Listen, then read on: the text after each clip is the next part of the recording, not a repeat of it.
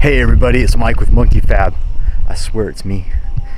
So tonight, you can see it's kind of late, but my good friend Roy, who does like lifts trucks for a living, and he also builds like they build race cars, LS turbo. Actually got some Ford powered shit too. Stuff. Anyway, if you've ever tried to adapt the old Chevy style radiators, like what I have, to like the new LS stuff, you notice that it's like all screwed up, right? And the deal is I think that don't quote me on this exactly, but I wrote it down, so I got it right here. The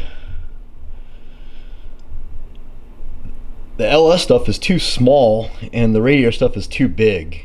Or maybe it's just the top is too small and the bottom's too big or something. But anyway, I need to make this guy upper adapter from, I got 1 1/4 to 150, and the lower one needs to go from 150, 1.5 inches to 1 3/4 inches, which I already did. That's easy for me, and that was what I was intending to do at the bottom one, and we're done, right? Because why not? That's like the easy answer. Do it stainless steel and there's no corrosion problems and everybody's happy. But the problem with it is my tool's too big to fit in it. so what I have to do, so what I figured I'd do is I'll just weld it. But you see I got a little gappy gap to weld there. And I know it seems like gaps always freak people out, so I thought that I would bring you guys along to see how we fill these gaps and how we make this. So it'll go from 1 1/4 to 1 1/2 inch, all in stainless steel, and not have a bunch of shit on the back of the weld, sugaring and all that stuff. So here we go. Stand by. Dudes, be afraid of the gap, but don't fear the gap. There's no need to fear the gap.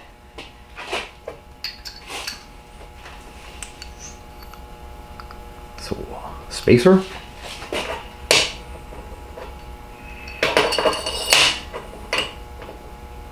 I like to have that up just a little bit higher, so we need more spacer. That could be about right. That's about right there. Okay. So what we're gonna do is we're gonna try to space the gap evenly.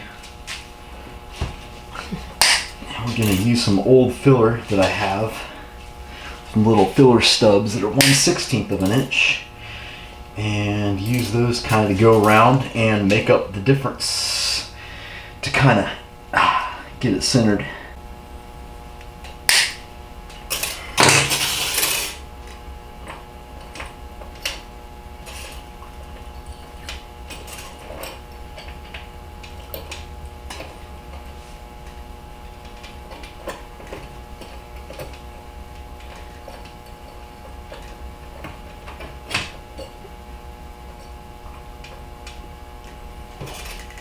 Threw a little piece of tinfoil on here. We got our AN,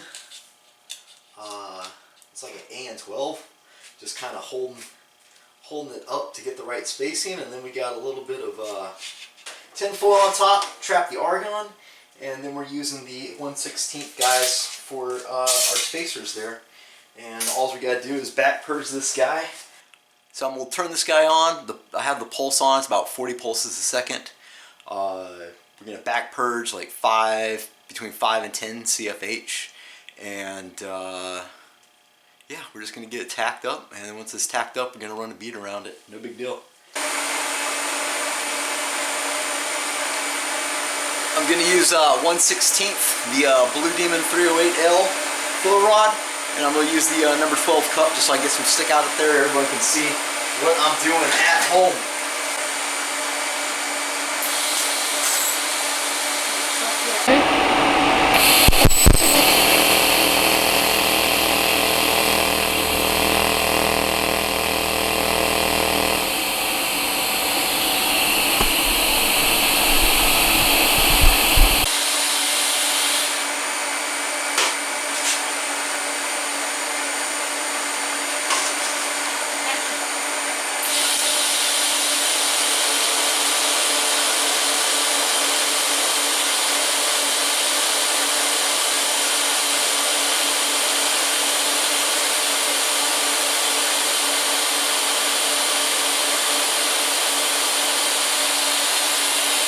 Just see I'm putting the arc at the inside pipe and then just kind of walking it the same way I would do a V-band. Back up into the puddle, give it a little juice to move forward.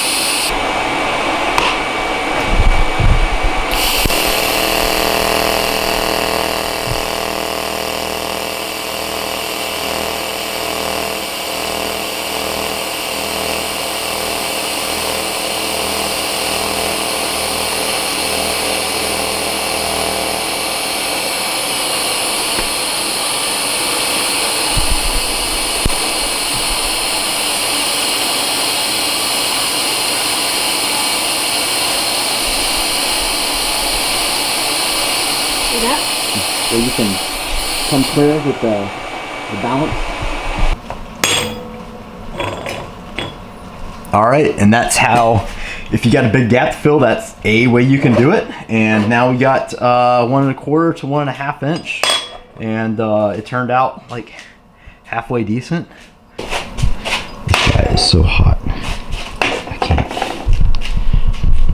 I have the chintzy tripod out, so